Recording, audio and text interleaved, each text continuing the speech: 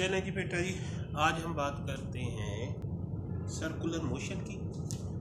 जब भी बेटा जी बात होगी सर्कुलर मोशन की, उसमें हमेशा जो होगी आपकी जो लीनियर वेलोसिटी है वो सर्कुलर मोशन के हमेशा टेंजेंट होगी और इसकी वैल्यू हर पॉइंट पर चेंज होगी, लेकिन इसकी मैग्नीट्यूड जो है वो हमेशा सेम रहेगी। मैग्नीट्यूड सेम होने का मतलब ये है कि वेलोसिटी की जो मैग्नीट्यूड होती है हम उसको स्पीड कहते हैं, वो हमेशा कांस्टेंट रहेगी, लेकिन वेलोसिटी चेंज होगी क्योंकि बेटा जी हर पॉइंट पर जो उसकी डायरेक्शन है वो बेटा जी क्या हो रही है, चेंज हो रही है। तो due to change in direction तो बेटा जी हम उसको कहेंगे कि इसकी वेलोसिटी हर पॉइंट पर चेंज हो रही है। चलिए जी बेटा जी, अब हम बात करते हैं एंगुलर डिस्प्लेसमेंट की। सर्कुलर मोशन है तो इसका मतलब ये है कि आपने जितनी भी मोशन करनी है वो एक पॉइंट के अराउंड करनी है। उसको बेटा जी वो जो पॉइंट होगा या जिसके अराउंड आपकी सारी की सारी मोशन हो रही है उसको बेटा जी हम नाम दे देते हैं एक्सिस ऑफ रोटेशन का नाम देते हैं। अब एक्सिस ऑफ रोटेशन के रेफरेंस से आपकी क्या होगी, बॉडी की जो है वो मूवमेंट होगी। इसमें अगर हम बात करते हैं सर्कुलर मोशन है तो इसमें बेटा जी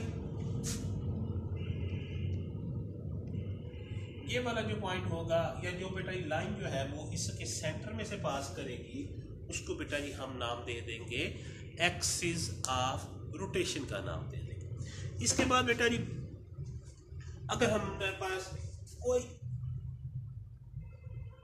लाइन है, इसके लिहाज से बेटा जी कोई पॉइंट है वो इसके सर्कमफ्रेंस पर बेटा जी पॉइंट P1 पर है। अब अगर बेटा जी इसकी पोजीशन चेंज होती है with respect two point P1 तो हम कहते हैं कि इसने बेटा जी जो डिस्प्लेसमेंट कवर किया वो बेटा जी क्या किया, थीटा किया। लेकिन ये जो बेटा डिस्प्लेसमेंट होगा ये उसका एंगुलर डिस्प्लेसमेंट होगा। तो इसमें बेटा जी एक बात याद रखें, जो आपका जो एंगुलर डिस्प्लेसमेंट है वो हमेशा या रेडियन में होगा या साइकिल में होगा या रेवोल्यूशन में होगा। ये बेटा जी इसकी यूनिट है, रेडियन भी है, डिग्री भी है, साइकिल भी है, रेवोल्यूशन भी है। लेकिन इसमें बेटा जी इंपॉर्टेंट बात ये है कि इसकी बेटा जी जो डायमेंशन है इसकी कोई डायमेंशन नहीं होती, क्योंकि बेटा जी हमें पता है कि S is equal to r theta. Theta जो है बेटा जी S ओवर आर है। S भी बेटा जी आपकी लेंथ है और R भी बेटा जी आपकी लेंथ है। तो इसलिए बेटा जी आपका जो एंगुलर डिस्प्लेसमेंट होगा इज ए डायमेंशनलेस क्वांटिटी। इसकी जो यूनिट होंगी वो रेडियन भी हो जाएंगी, डिग्री भी हो जाएगी, रेवोल्यूशन भी हो जाएगी, साइकिल भी होगी। ये बेटा जी आपकी सारी की सारी कहानी जो होगी आपके एंगुलर डिस्प्लेसमेंट के लिहाज से होगी। अब बेटा जी बात कर लेते हैं इसकी डायरेक्शन की। इसकी डायरेक्शन को शो करने के लिए बेटा जी हम राइट हैंड रूल यूज करते हैं। हम क्या करते हैं कि जो एक्सिस ऑफ रोटेशन है उसको बेटा जी हम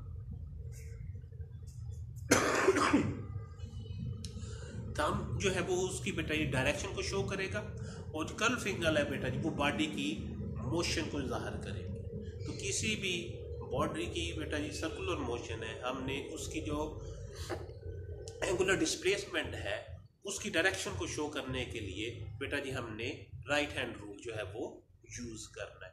आपका जो थंब होगा वो शो करेगा बेटा जी उसकी डायरेक्शन को, वो बेटा जी किसके अलॉन्ग होगी, along the axis of rotation. अगर बेटा जी आपकी मोशन जो है एंटी क्लॉकवाइज है तो हम कहते हैं कि जी हमारी जो एंगुलर डिस्प्लेसमेंट है वो बेटा जी क्या हो गया, पॉजिटिव होगा या दूसरे लफ्जों में अपवर्ड होगा। ठीक है जी। अगर बेटा जी क्लॉकवाइज है तो बेटा जी आपके एक्सिस उसके एंगुलर डिस्प्लेसमेंट की जो डायरेक्शन होगी बेटा जी वो हमेशा डाउनवर्ड होगी। इसके बाद बेटा जी इसमें एक छोटी सी चीज आ जाती है कि हमने प्रूव करना है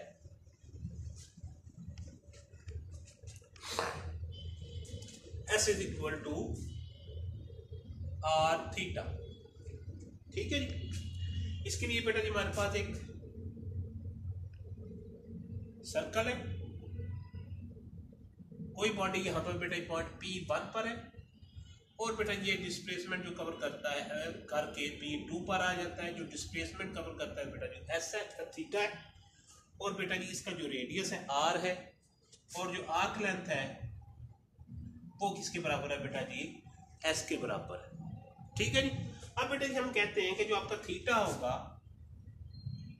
उस किसके बराबर होगा बेटा जी, arc length divided by radius. अब बेटा जी आर्क लेंथ बेटा जी हम डिनोट करते हैं S से और रेडियस जो है बेटा जी R है। ये बेटा जी बेसिकली कहाँ से आता है, अगर बेटा जी आपके जो पॉइंट्स P1 है और P2 जो है वो बेटा जी बिल्कुल एक दूसरे के करीब आ जाते हैं। तो अगर ये बेटा जी पॉइंट P1 और पॉइंट P2 एक दूसरे के बिल्कुल करीब आ जाते हैं तो ये बेटा जो आर्क जो है ये आर्क क्या हो जाएगी, सीधी हो जाएगी। तो यहाँ पे बेटा जी एंगल जो बनेगा वो आपका थीटा होगा। तो ये बेटा जी आपका एस आ जाएगा, ये बेटा जी आपका आर आ जाएगा। तो बेटा जी अगर हम कहते हैं कि जो टेन थीटा है वो किसके बराबर होगा, एस ओवर आर। तो इसका मतलब ये है कि आपका बेसिकली ये जो थीटा है यहाँ पे रिप्रेजेंट करता है टेन थीटा को, और फॉर वेरी स्मॉल एंगल बेटा जी जो टेन थीटा होता है वो हमेशा साइन थीटा के बराबर होता है। टेन थीटा ये बराबर होगा बेटा जी थीटा के बराबर हो जाएगा, और जो साइन थीटा होगा ये बेटा जी अप्रोक्सीमेटली इक्वल हो जाएगा थीटा के, और आपका जो कोस थीटा होगा ये अप्रोक्सीमेटली इक्वल होगा 1 के। कहाँ से लेके बेटा जी 0 डिग्री से लेके 10 डिग्री तक थीटा की वैल्यू हमेशा टेन थीटा की ले लें, साइन थीटा की ले लें, ये हमेशा जो है वो आपस में बराबर होती हैं फॉर वेरी शॉर्ट एंगल 0 से लेके 10 डिग्री तक। ये बेटा जी आपको सिर्फ 2 नंबर का आता है। ठीक है जी। तो इसमें बेटा जी हमेशा ये याद रखना है कि ये जो आपका थीटा है ये प्रेजेंट करेगा टेन थीटा को, और इसमें जो आप एंगल ले रहे हैं वो वेरी शॉर्ट एंगल ले रहे हैं।